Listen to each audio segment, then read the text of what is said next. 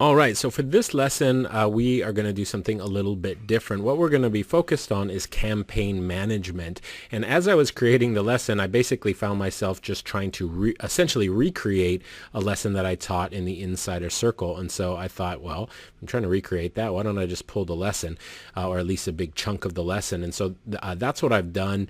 I'm essentially repurposing this content for music ads workshop. So we'll call this a bonus lesson, but I think it's going to be very helpful, and it's a real world example, and that's why I wanted to use it. As you saw in the previous lesson, I was creating a test campaign, but I want you to get a sense of how a successful campaign breaks down in that process of monitoring things and turning off ads and things like that. So this was shot maybe a year earlier, from a year prior to this recording, something like that. So you may see a thing or two in the ad dashboard that looks a bit different, but functionally everything is still the same in terms of purpose and structure and all of that. And certainly the process of managing a campaign it has stayed the same. So what you're about to watch, as I mentioned, it is a lesson from the Insider Circle in which we took a look at a campaign that I did for an artist by the name of Jack Tempchin. Now, Jack Tempchin, you may not be familiar with him as a recording artist. He just released I want to say it was his second album ever. He had put out an album quite some time ago. I don't want to frame that wrong if I'm mistaken. Perhaps he had released several, but I know it had been a very long time since he had released an album. But he's best known as the songwriter behind Peaceful Easy Feeling and a couple of other Eagles songs, and he's written with others as well. Very talented guy, and he was nice enough to let me record this lesson, or at least the lesson that I used in the Insider Circle. He was nice enough to let me film his campaign and share that with you guys. So not everyone is as open about sharing their information. So just a big thank you to Jack and his team for letting me do that. At this point, I think we can just jump on over to the lesson already in progress, and I'll show you how we manage a campaign. And so basically, we're going to roll back the clock essentially on a campaign that had, for the most part, concluded. I was tasked with going out and building his list as big as possible, as quick as possible, well, as big as possible within certain budgetary confines, and that's what we did. It converted very well, and so that's what we're gonna take a look at. So you may find an item or two that apply more exclusively to the Insider Circle, but I think you're going to enjoy this. So let's take a look at the lesson already in progress.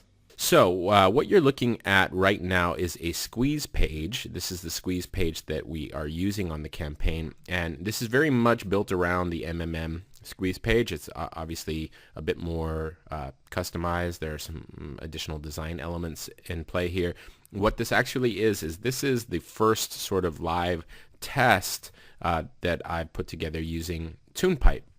Now, a number of you have heard me talk about TunePipe. TunePipe is a web builder platform, for lack of a better term, that I currently have in development. I've been, believe it or not, working on this for about 3 years now. I had a sort of developer on board who ended up basically just quitting on me after about 2 years of work, and so I had to kind of start from scratch, kind of determined that we were heading in the wrong direction. Brought Scott James on, who many of you know. He's a member here in the Insider Circle and a friend. We worked on a number of projects together, and together we are building out TunePipe, and we're very, very close. As you see, it's in beta now.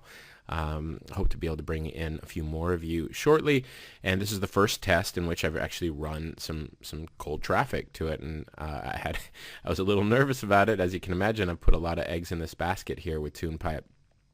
This is TunePipe in a nutshell is meant to be a sort of almost as push button as can be website builder that does everything and more that I teach you how to do in MMM. So for all of those musicians out there, I know there are many of you who don't like the technical side of this stuff.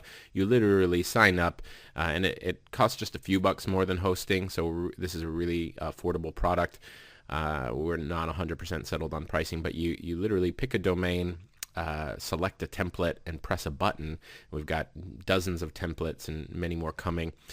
Press a button and your website is live. You still need to go through and click the edit button on the pages that allows you to add your own copy and things like that. But the templates are all there. Everything is built. You just sub the information out for your own using a rich text editor. You don't need to have a host. You don't need to learn about any of these technical things. It's even got a built-in lead capture form that works. It's not as highly functioning as something like Aweber, and we still recommend you use Aweber, but it's got all the tools you need right out of the box. And we're adding many new and custom and proprietary plugins and tools that I really think are going to give musicians the websites that they need to not only look good, but also see sales and generate leads and get that career growth that we're all after. And that, by the way, is one of the major differences here with TunePipe as opposed to the MMM theme that you all get when you, the WordPress theme that you get when you sign up for Music Marketing Manifesto 3.0, is this is really created with design in mind. So one of the challenges I have with MMM is that I'm trying to teach this stuff to thousands. Literally, there are thousands of customers through the door now that span many, many different genres, and I'm trying to teach this stuff to a large group of people. And I have certainly found that simple tends to perform better. And that, coupled with the fact that I'm dealing with a lot of different genres here and a lot of different types of musicians, I've opted to create a very simple theme that works, and that's what you get in MMM. However, as many pointed out, it's fairly boring, that template. It doesn't give you that rock star branding that we all like. We're artists, we're creative people, and many miss that branding that one has with the traditional site. So I've attempted to marry those two elements with TunePipe, so you get a site that structurally is very similar, but has, as you can see here, a slicker look to it. And this is a very plain template, by the way. What we've got here is the clean dark template. Some of them are very simple, as you can see here, and many are quite slick with a lot more going on. But this is the one that I thought best matched the vibe and tone of this artist, and so that's what I chose. And as I say, it's going very well, which you're about to see. So that out of the way, that's what you're looking at. That's the page that we used, but fundamentally it is no different than what you're using. It's got a blog, it's got a squeeze page, it's got sales pages and a few other things, but that's all that I'm primarily focusing on so far with this artist. And what we're focused on today is really the squeeze page, because it is all about conversions in this initial campaign. What I was tasked with when I first got involved with the label and this artist is that he had a large Facebook following, and he had done some stuff in his career. He was a very successful songwriter. He wrote 2 tracks that are on the Eagles' greatest hits, one of the best-selling albums of all time. But as an artist, he's really not been out there in a major way. And so my job was to go out there and really pull in some of that awareness, some of those fans that may be out there in the world, but which he had no ability to really communicate with in any real way, and turn them into subscribers. And that's what we've been working on. And, just before everyone starts to go, well, hey, this is easy. He has, he's written songs for the Eagles, but I haven't, so this is going to be a lot harder for me, because I, understandably hear that kind of resistance often from musicians, no matter what the element is, whether it's the headline, whether it's the accomplishments, whether, it's the fact that I've been on a label, which I often, hear criticism of in terms of why it would work for one and not for another, or whether it's the press quotes, artists are, hey, I don't have press quotes, so this isn't going to work.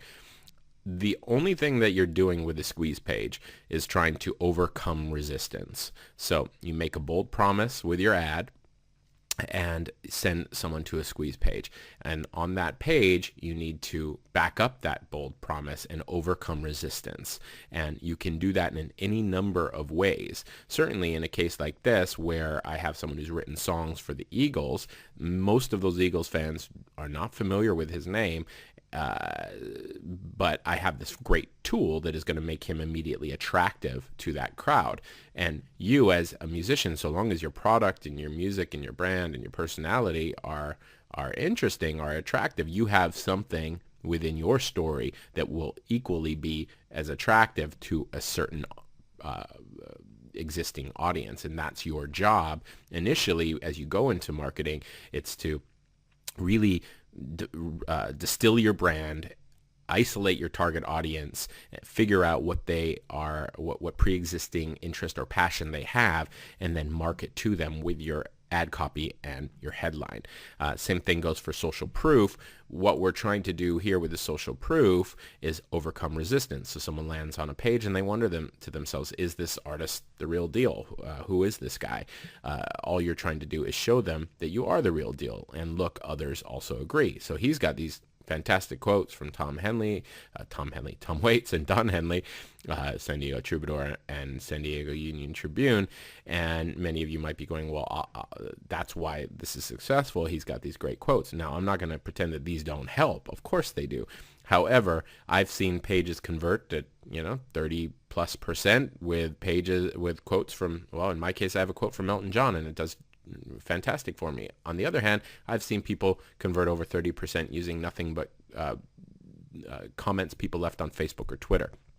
So all you need to really do is address that resistance in a prospect's mind, and you can do it in any number of ways. You can do it with highfalutin claims to fame like we have here, or you can do it with very earnest and humble and subtle but sincere claims and quotes, like many other artists who are earlier in their career cycles might have. So I just wanted to kind of get that out of the way before we proceed. But again, certainly these are fantastic tools, and they made my job a little bit easier. It required less creativity from me at the very least. So this is the page that we are advertising. As I said, it's a very simple squeeze page. You're all very familiar with the format. A couple of things that people have pointed out is that this is not big, flashy red headline. It's a very subtle font, and it's black. And I agree. That was an initial concern of mine. I thought it looked best with this particular template, and so we led with it, and I was a little concerned that it wouldn't pop enough. But again, and I'll bet you it would be an interesting case study. I bet you if I had a big red headline, it would probably get me a few additional points, conversion points. And yes, I'm holding back that data for just a moment. We'll get into that in a second. But it would probably get me a few extra points. However, or perhaps not. Perhaps in this case, this is more consistent with the artist brand. I'm not sure. But again, we're trying to create something that everyone is happy with, that the fans are happy with, the artist is happy with, and something that just sort of looks good. I'm trying to marry those two elements. So I led with the design as our designer brought it to the table. And you can see, a more subtle, slick-looking arrow, and it worked great. We've got this minor little element here, this break that breaks up the page a little bit. And as I say, this is one of our more subtle templates that we used, and a custom download button that ties everything together. And I don't know if you can see it here, but there's it's a sort of dark gray with a bit of a pattern in the background, though I don't know if that comes through in the video. So I'm going to ask that you do me a favor and not try to go seek out this page just yet on the web, because it will, start to affect my conversion numbers. So this is what we're advertising. And in Jack's case, the first question was, well, who is his target audience? And given that he wrote several songs for the Eagles, and that's his real big claim to fame, it made obvious sense that the Eagles would be one target audience. I also targeted people who liked his Facebook page. He had a lot of Facebook followers. From what I understand, and I hope I'm getting this all right, his management team had run ads to promote his Facebook page in the past, and he had something like 100,000 Facebook followers. But there was this question of, how engaged are these fans, because they were generated through promotion as opposed to people discovering that page organically. But he also, as you all know, because of Facebook's EdgeRank, he had 100,000 followers, but he might put out a post and only get a few hundred impressions like we all do. And so we really needed to have the ability to communicate with those fans. And so I was tasked again with getting those people onto the mailing list. So that was another target audience, just targeting people who liked his page, who liked Jack Tempchin. And I've had a lot of success with other artists doing that in the past. And then the third option we chose was Jackson Browne, because he had done a performance with Jackson Browne recently. He's not a very active performing artist from what I understand. There are no tours coming with this new album, but he does occasionally perform, and he did a tour of some benefit, and Jackson Browne was also on that lineup. And so we thought, why don't we target Jackson Browne fans in California specifically, because that is where the show was. So before we jump into the ad dashboard, let's hop on over to Aweber and just take a look at some pretty stellar results.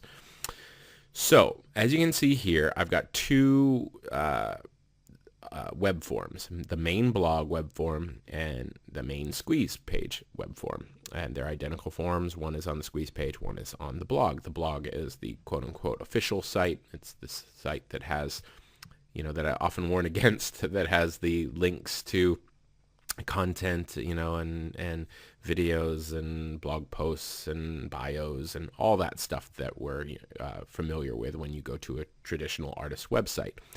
And this is all part of TunePipe as well. We've got a traditional website built into it, as well as a squeeze page, and you have the choice as to whether or not you put the squeeze page on the homepage or the blog on the homepage. This artist did not want to have a gated site, so he put the official site, the blog, on the homepage.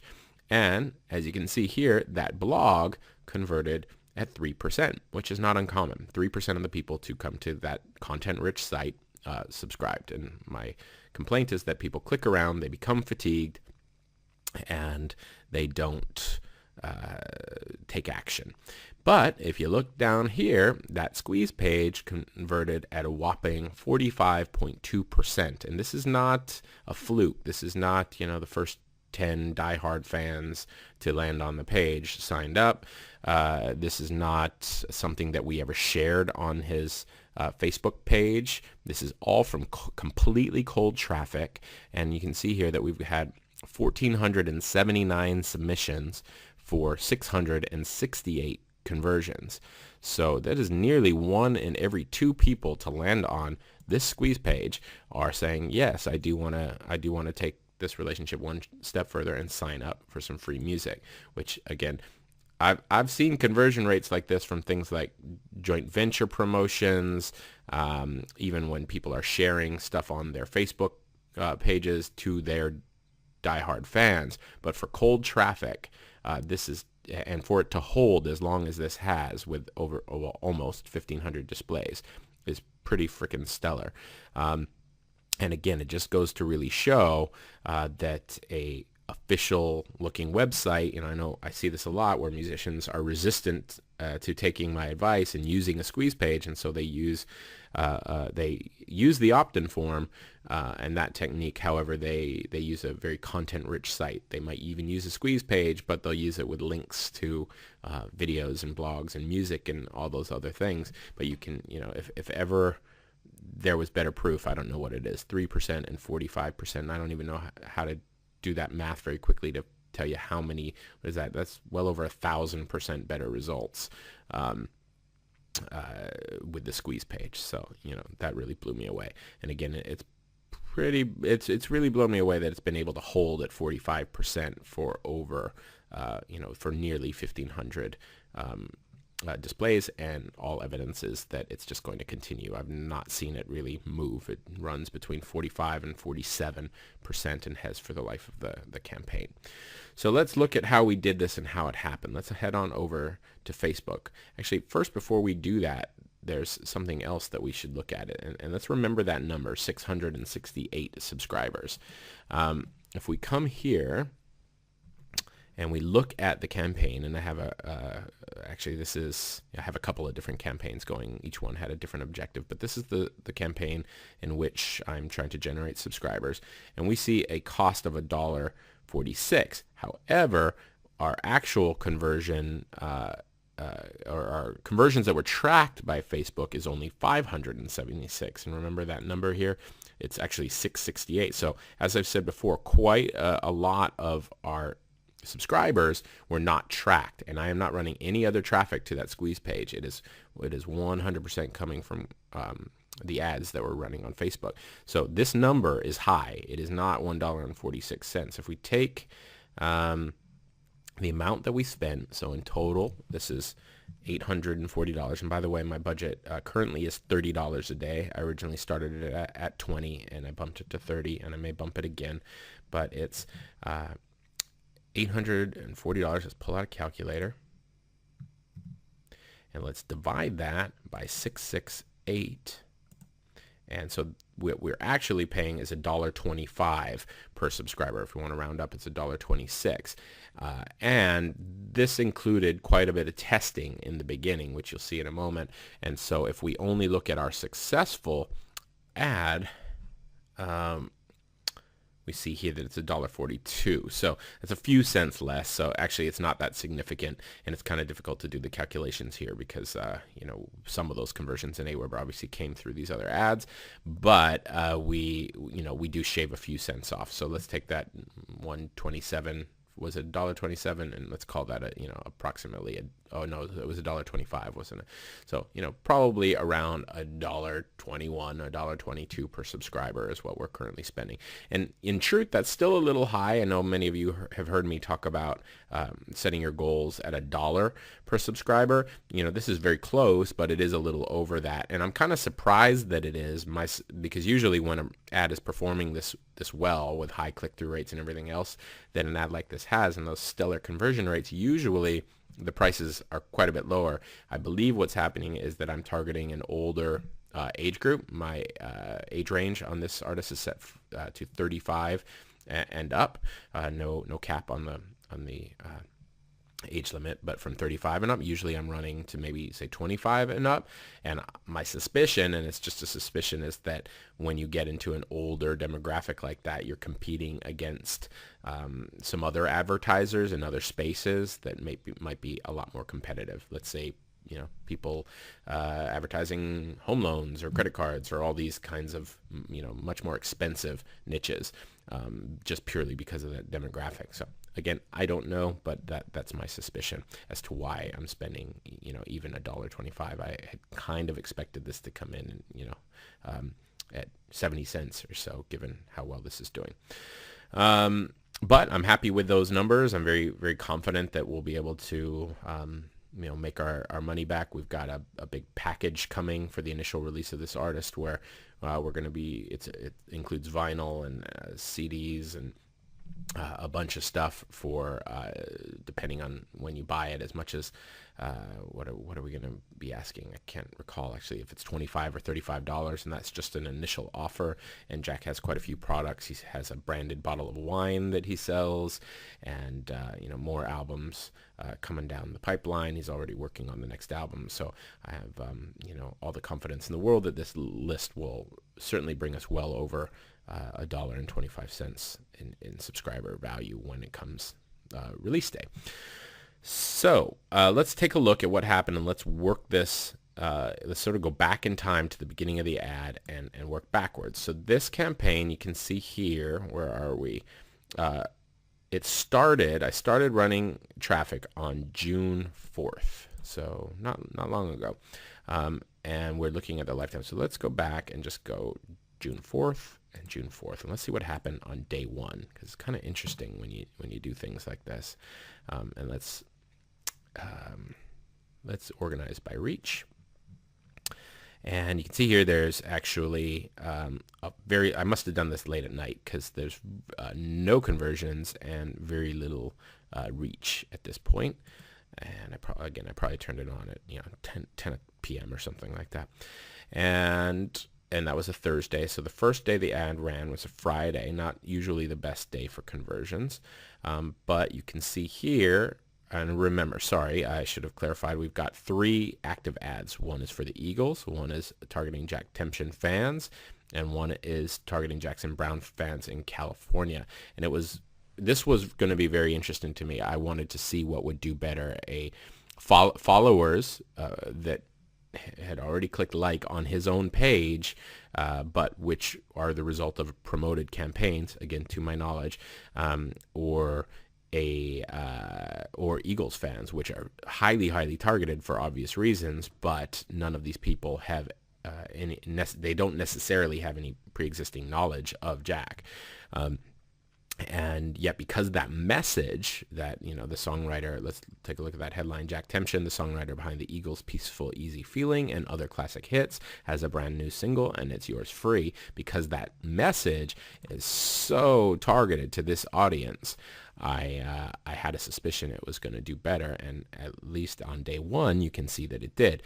So I was getting conversions at only 87 cents per conversion. When we looked at Jack Tempchin's audience, it was $1.43 cents per conversion.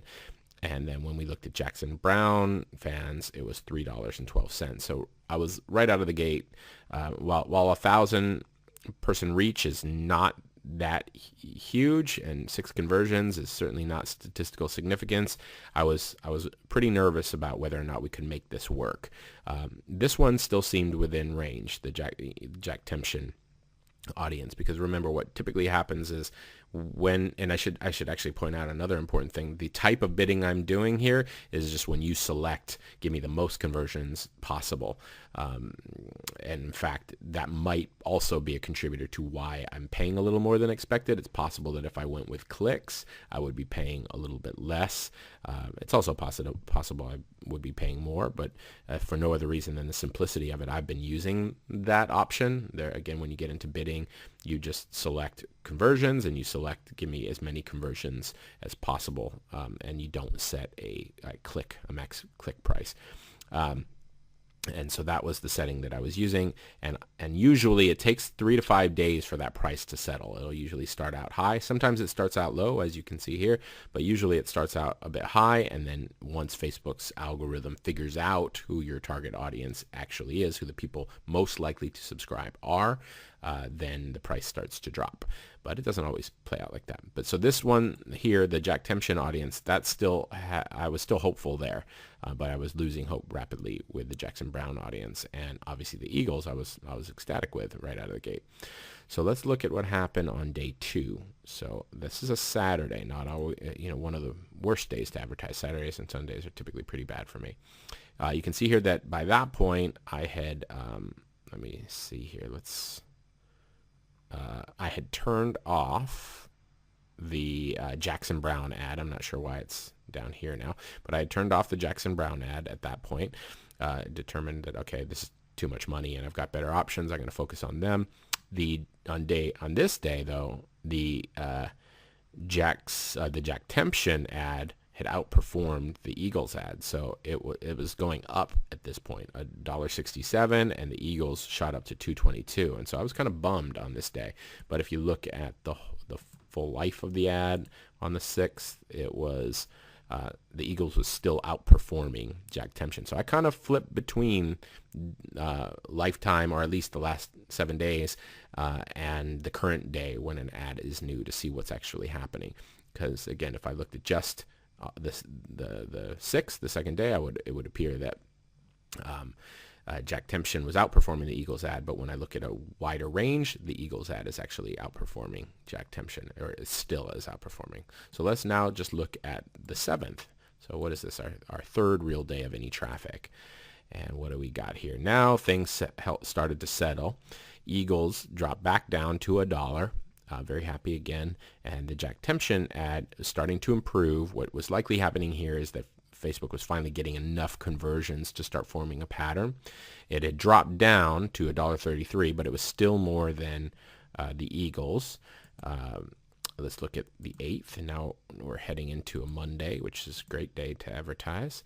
But no significant change. Well, actually, I take that back. This just flipped. So Jack Tempchin was, and yes, sorry about that, Facebook, because of the way I'm sorting, Facebook is flipping these, and on this day, Jack Tempchin was cheaper than the Eagles. Jack Tempchin was $1.05, the Eagles were $1.43, but still within 50-cent range, which is, I think of that as a kind of normal fluctuation. And again, if we go back to let's look at the full lifetime of the ad, we still have, they've flopped again. Eagles is still coming in cheaper than Jack Tempchin. And again, it's a really good idea to look at. I like to look at about a 5-day swing on an ad. When it's new, I'll look at a little bit larger, like say a week. But when I'm considering, is my ad still profitable, I like to look at about a 5-day swing before deciding to turn it off, because you'll have bad days in there. So it's really about that 5-day average. You can't judge an ad just based on one day where it doesn't perform well, especially in the beginning of an ad. So let's now, again, just to refresh our memories, we're on the 8th. On the 8th, Eagles fans were coming in at $1.43. Jack Tempchin fans were the leader on this day at $1.05. So, getting closer and closer, those two. Let's look at the 9th. Eagles is back on top, and I was spending $1.30, and now Jack Tempchin shot up to $2.56. So that wasn't looking very good. And again, if we look at the last 7 days, not 7 days, sorry, I'm in the wrong window there. We go to the 4th through the 9th. We had Jack Tempchin up over $1.50, which I didn't love for a 6-day average or whatever window this is at the moment. I think it's actually a 5-day average. But Eagles were still okay. And remember, each time I'm looking at this, I know that I'm actually spending a little bit less than this because of that disparity there, where Facebook is not tracking each and every conversion. But let's look at the 10th, see what happened. So at this point, it looks like I finally became convinced that, it had been a week and Jack Tempchin was not outperforming the Eagles. There wasn't a major shift happening. I know it outperformed it on a day or two, but for the most part, the Eagles were doing much better. So I stuck with that. You can see it dropped to $1.20. And now we're starting to get a sense of the range. It's really bouncing between $1 and about $1.40 here on average. Let's again look at that lifetime. So $1.26 is the lifetime on the Eagles. Let's look at the 11th. So 11th, $1.36 per subscriber, still holding really steady. And I should have pointed out at some point in there, I think it was when I paused things, I boosted the budget. Where was I? I'm not sure on what date that was, to be honest. I think it was after I turned off. I don't know when I changed it, but at some point I jumped from $20 to $30. Once I think it was actually, I don't think that Facebook updates the budget. This is static. So I think it was when I turned off the Jack Tempchin ad, I decided to just boost the budget on the winning ad. So I don't remember if I've gone over the 11th yet, but we're now, what is this? How many days in are we? We're a week in, and we're still at $1.36. Okay, no, my budget is still at $20. You can see here. So let's go to the 12th. I have not boosted it yet. So on this day, it jumped, and my budget's still at $20. But it jumped to 214, and we'll see here in a second. There was a day, there was a 24-hour period, and I believe this is when it started, where there was an issue with the server and the site went down, and it wasn't brought to my attention for, like I say, about a day, and I missed it. So I ended up basically sending traffic to a site that was completely down. And in case you're wondering, no, this beta test is not on the actual TunePipe server, so that wasn't our fault. But it was down, and I'll be able to tell you when I look at the 13th and the next day if it was also high. Yeah, on the 13th it looks like the same price there, and yeah, okay, wow, the exact same price, crazy. That is because, yeah, for a good portion of both those days the site was down, and so basically I logged on and saw that I was paying $10 per conversion or something like that, and then went and corrected, and then over the course of the rest of the day that price started coming down. So that actually, you can shave a few cents off of that $1.20. I can't really seem to remember. Was it $1.26? 125.7, I think. You can shave a few more cents off of that to allow for those 2 days where the site was down for a big chunk of the day. But let's look at the 14th. And this is $1.11. So now the site's back up, and I am still at just $20 a day. Let's look at the 15th. It dropped down below $1, and I'm still at $20 a day. But what you can see here is now there's a new ad in the lineup. So what is this? So what I did at this point, I wanted to see if I set a maximum amount of money per conversion. Now that Facebook had some history with this campaign, I wanted to see if I could outperform this ad by setting a maximum amount that a conversion is worth to me. So when you go into bidding, that is an option to you. You can select bid on bid per conversion, or you can select send me as many conversions as possible for the amount of money that I'm willing to spend each day. So I went in and I set an amount that a conversion was worth to me. I think initially I set it at $1.10 or it was $1.05, which was a little higher than what I was actually paying, and they just weren't really sending me much traffic. I got 1 or 2 subscribers, but the reach was minimal.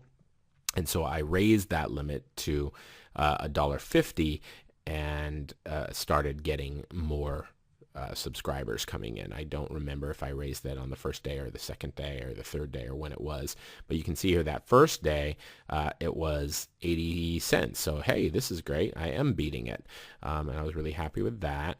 But then we look at the 16th. And 16th actually looking great again, 89 cents. So 2 days in a row I'm outperforming the other ad. But the big problem here is that, as you can see, they're just not sending me enough traffic, and that would have to do with my bid. I was getting the conversions, but not enough of them. 26 conversions here and 2 conversions here, even though my budget was the same on each one of these ad sets. So what happened on the 17th? At the 17th, I got no conversions, and the Eagles ad's still humming along, $1.43, so creeping up a little bit as the ad continues to age. We look at the 18th. The 18th was a bad day. There was another day where the site was down. I don't think this was it, if memory serves. I think this was just a bad day, and it's going to happen. And what day of the week is that? Thursday. Thursday's typically a really good day, but that's what happened. And it looks like I had shut off the set conversion bid at this point. I think it was simply just not sending me enough traffic, and it seemed to be starting to dip. So I probably didn't do enough testing, certainly didn't have statistical significance with this ad set. And again, statistical significance, for those who are not familiar with that term, just means that before you can rely on any kind of average, you need to have enough traffic and enough engagement that you can rely upon those averages that you are deducing from the results you're getting.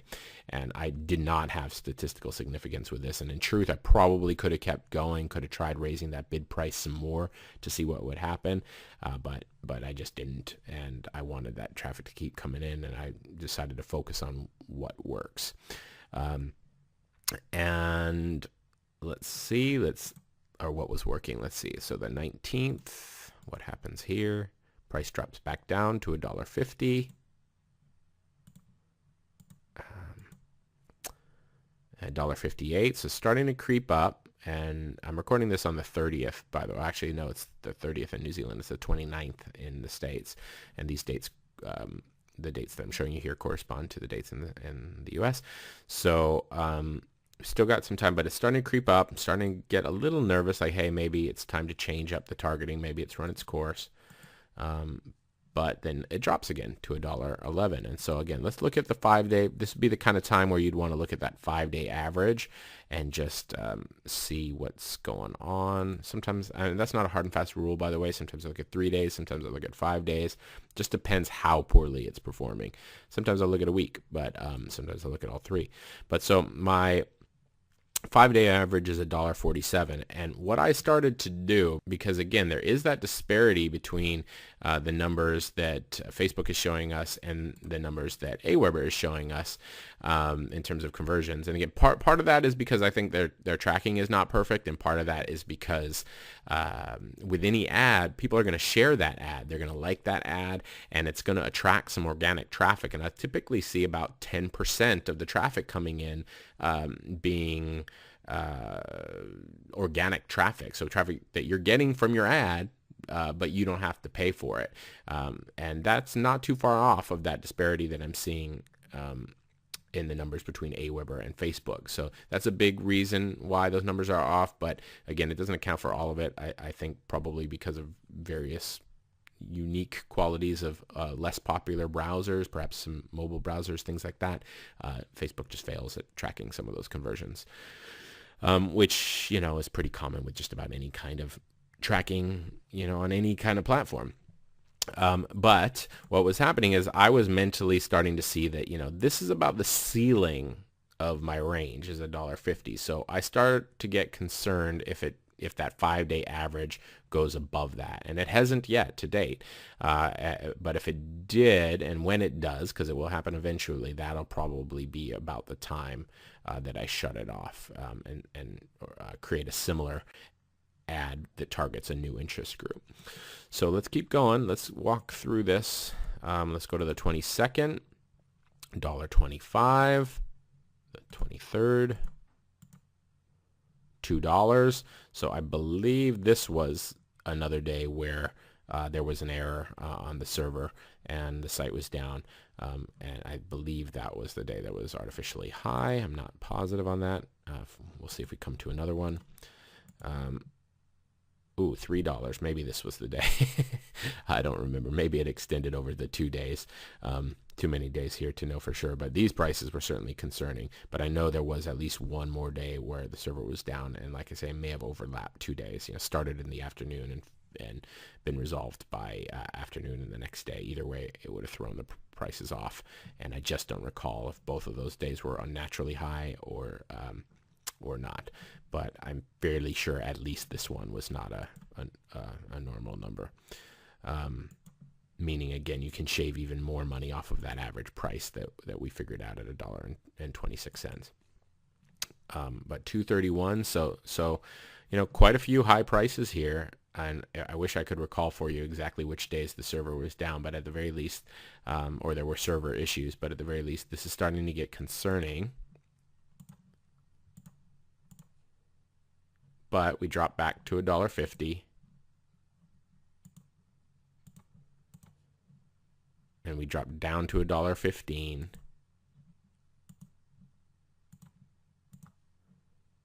And we're again at $1.15. And now today we're at $1.82, but I'm recording this fairly early in the day. And it's very common, by the way, that you'll run a campaign and it will look like this. It will be high in the day, and then for some reason, Facebook's algorithm has got a really nice habit of correcting that by the end of the day. So I never, when I do, and I should have said that, but when I do a sort of health check of my ad, when I look back at that 5-day average to see if the ad is doing well, I don't include the current day, and this is today. So what I would do is, actually, let's set that there, and then we'll go back 1, 2, 3. There we go, and look at those, and it's 158. So if I didn't know that there was a day where the server was down and threw those numbers off, this would be when I would be starting to think about shutting the ad down. And in truth, we definitely can see a trend there. Let's look at the lifetime. It's not too bad of a trend, but there's a little more activity up here in the beginning, and things are a little, there's a few more slumps down here, certainly here and here. But, you can see that it performed well up there. So we'll have to see. This ad has been running for nearly a month, and not quite there, which is a good run for one single ad set, and we'll see what happens.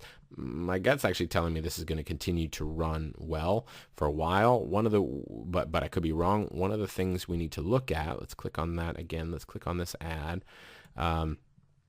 One of these things we need to look at is the frequency. So the frequency column, and let's just read it in Facebook's words here, the average number of times your ad was served to each person.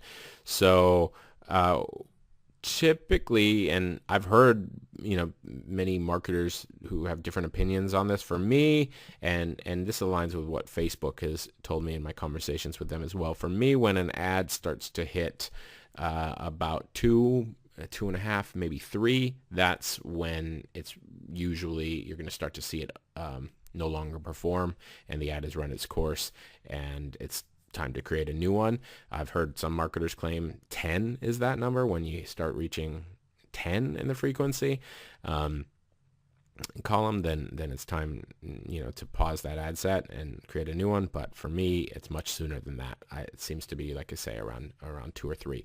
But it all depends on what you can afford to spend. Hey, if you're doing a lot of house concerts and generating a lot of money off that list, then hey, you may be able to spend $4 acquiring a subscriber. That number is not high at all for some markets, and it really just depends on your ability to convert those subscribers into buyers, and it depends on how much product you have to ultimately sell them. You can see that the relevance score, which is relatively new or fairly new here in Facebook, is still very high. That'll go down if your ad starts to underperform.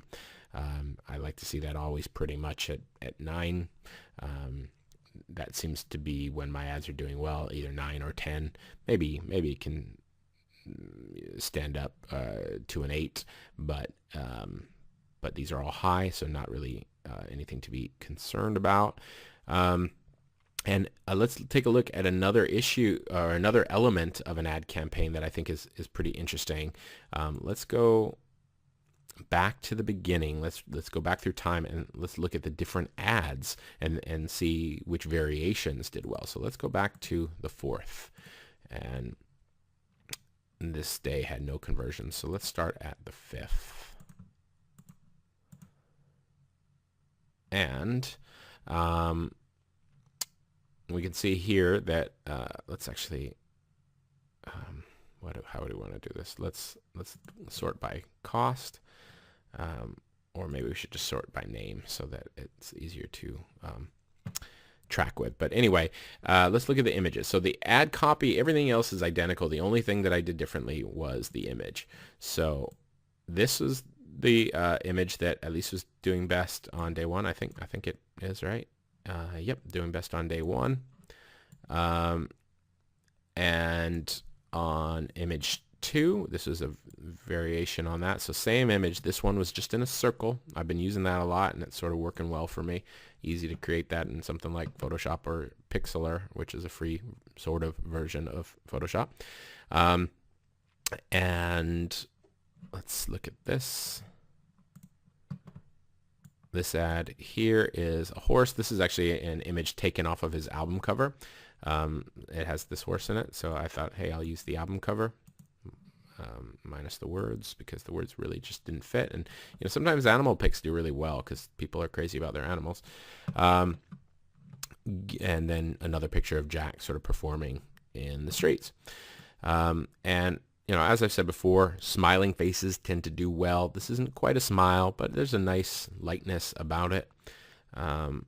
And let's close those up. Just remember that image 1 is the circle, image 2 is just the face, image 3 is the horse, image 4 is playing in the streets. And let's look at how they all performed. So on day 1, it was 71 cents per conversion with the circle. Image 2 was the next best performer with the just the similar, the smiling face, but not in a circle. The worst performer by far was the horse, and the next best performer was Jack playing on the street. Then let's go to day 2, and I won't run you through all of the days again, but I'll run you through the first few. Let's look at day number 2. Day number 2 was close to the same, but not quite the same. The circle face was still the best performer, but it shot way up. The smiling face, not in a circle, was the second worst performer. It shot way up to $3. But everything, as you can see, shot up. The horse was the sort of second best performer, and Jack on the street was the worst performer. And if we look at the next day, we have got the circle face, still by far the best performer.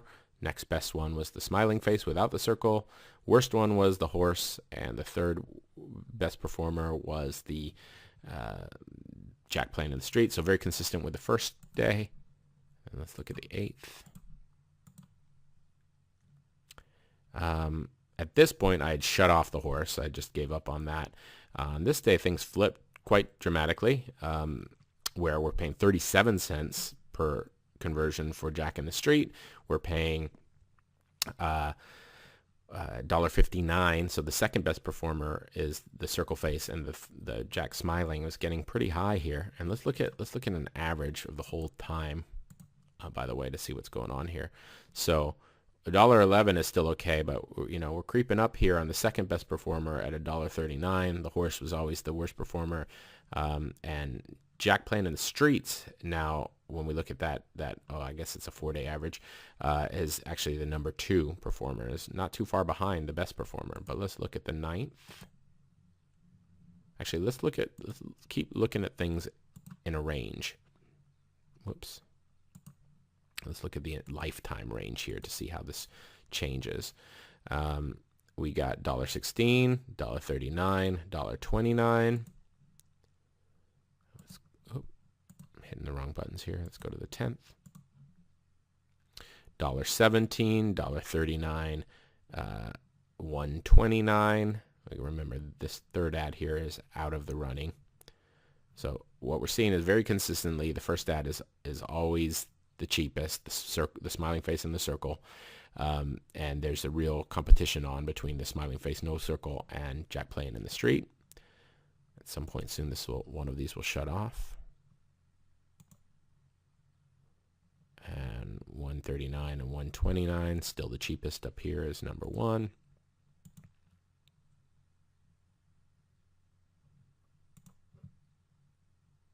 $1.33, $1.39, $1.29. So for one day, this dropped and was not the. Oh, you know what? Actually, I think has happened is that I'm no longer running these. Sorry, these totals are not updating, are they? Let's check that out on the 12th. No, they're not. Okay, so where did I shut those off? Let's just look at the 10th.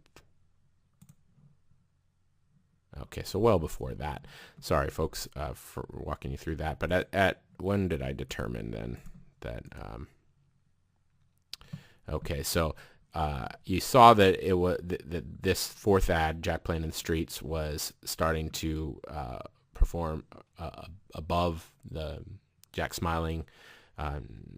Without the circle, and it seems that at one point I left it to these two, left it down to these two, and then ultimately, as you can see here, the price was much higher. So I started pausing all of these and stuck with the main ad, that had really been the best performer all along. And as things progressed, if we just look at the lifetime here, this one crept up, because it got a lot more exposure than the others.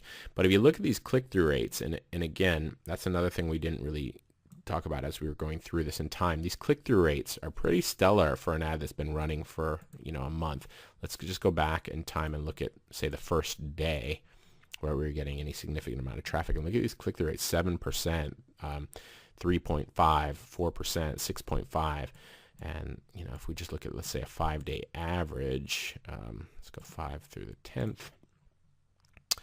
By then, I guess I had shut it off. But, at least this one was still holding at 5.8. And I don't remember what was the lifetime, 4.8. So you can see that click-through rate is starting to drop as the frequency goes up, and the price per conversion is going up with that.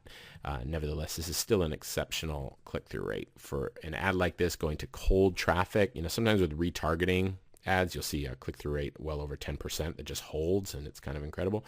But for cold traffic, out of the gate, you want to see something like over 3%. But for something that's a month old to still be holding at nearly 5%, that's really, really good.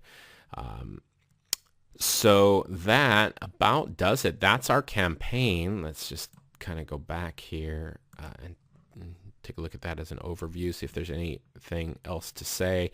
Not really. Is there anything else that we tried to do? No, we've covered the different campaigns that we have here and why we shut them down.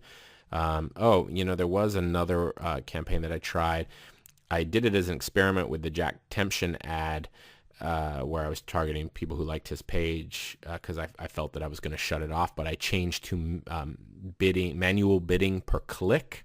And as you can see here, I didn't run it very long, so certainly didn't get statistical significance. But instead of, again, bidding for conversions, I bid for clicks, and I set a manual bid.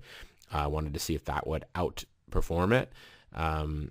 But it did not. As you can see here, not too much more expensive than the one where I was manually bidding on conversions, but quite a bit more expensive than the Eagles ad. And this might have dropped at this point. I was just kind of happy with how this was doing. So if it didn't kind of come out of the gate strong, I just didn't stick with it for whatever reason. I perhaps should have.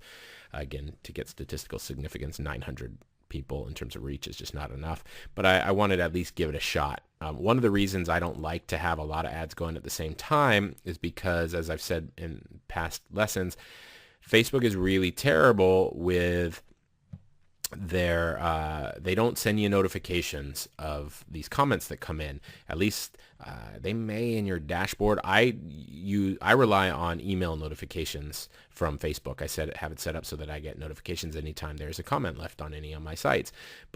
And they're pretty good about it with everything other than ads. For some reason, what happens is when you run an ad, the first comment or two, Facebook sends you a notification, and then they just stop. I've asked them why they do it. I haven't gotten a clear answer. I don't know why they do it that way.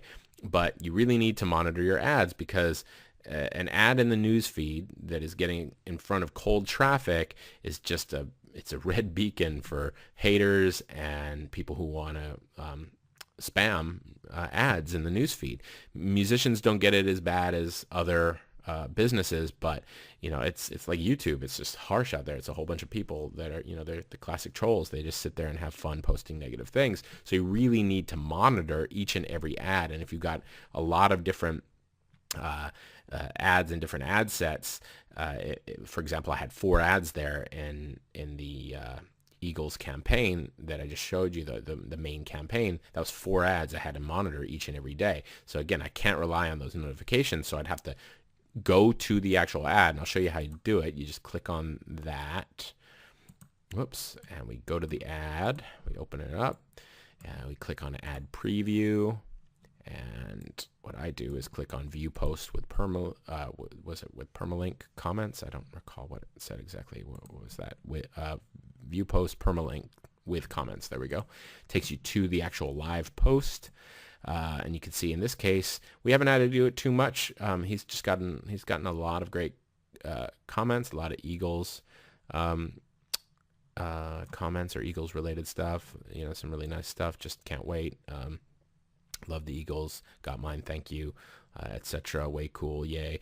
Love the music. Glenn Fry, and the list goes on. So 73 comments, quite a lot of engagement here.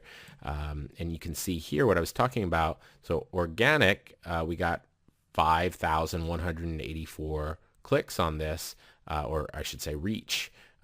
Our reach was 5,184, whereas the paid reach on this particular ad was 49,568. So right about what I said, about 10% of the paid, you'll get about 10% more free traffic from most of your ads, and that is pretty consistent with what I've seen. It's probably not always going to be the case, but it's usually what I see.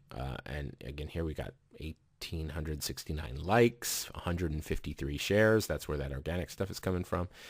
And what did it say? 73 comments. So, some great engagement here for this artist.